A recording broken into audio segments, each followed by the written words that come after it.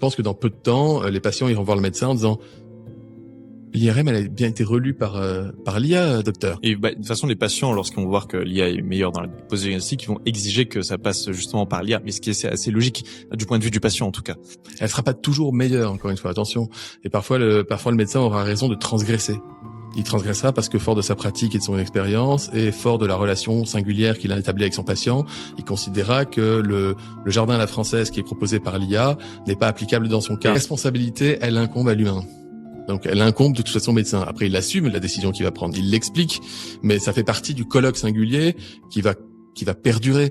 Et en fait, moi je pense qu'on peut aller vers plus d'humanisation de la médecine, paradoxalement, à travers la diffusion de l'IA. Parce que si le patient gagne en connaissance et en compréhension, on réduit un peu la symétrie de connaissance entre le soignant et le soigné, et on permet d'avoir un dialogue plus équilibré. Et ça va aller davantage vers ce qu'on appelle la démocratie sanitaire, c'est-à-dire la capacité aussi pour les usagers de prendre telle ou telle décision, de se soigner, de ne pas se soigner, etc. Mais ils le feront en connaissance de cause, davantage que sous l'impulsion de ce que leur a dit leur médecin.